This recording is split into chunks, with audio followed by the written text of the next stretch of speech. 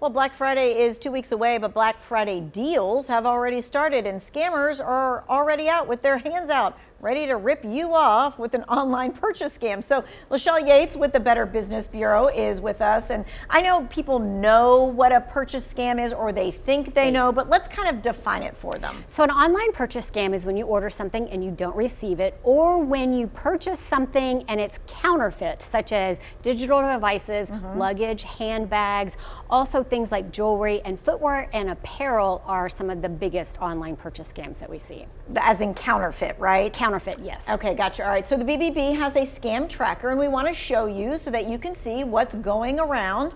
Of the scams reported, many of them are online purchase scams. How many of them?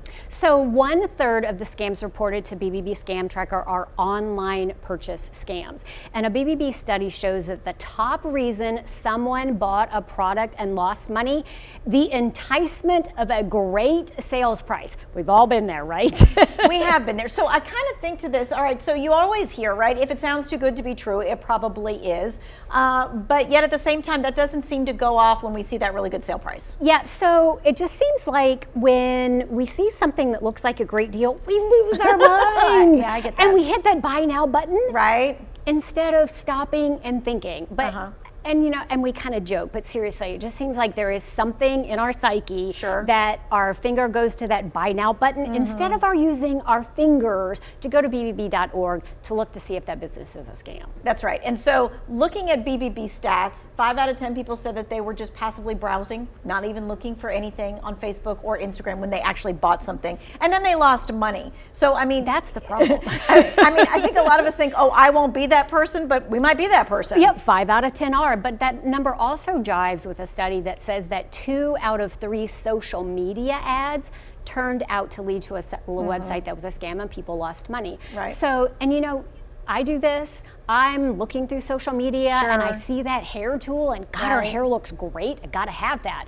But here's what I do, and I want you to do it too. I jump out of that social media app and I go to bbb.org, I go to Scam Tracker, and I look to see if that company has complaints, or I also go to Google and I look to see if it has customer complaints or reviews. Okay. So do that, because that's the moral here, is that instant purchases like that or impulse purchases will make you lose money. That's right. Okay, so do just a little bit of research. That deal is still going to be there. Scammers are actually spending money to get their ads placed in top spots. I think that's something that most people would not think that. And especially online, that's where they're doing this. So, you know, and I get at least a couple of reports a day to Scam Tracker from people that have seen an ad, they thought it was for a real company, or they have seen an ad that, and it takes them to like a counterfeit website. Gotcha. But they don't realize that.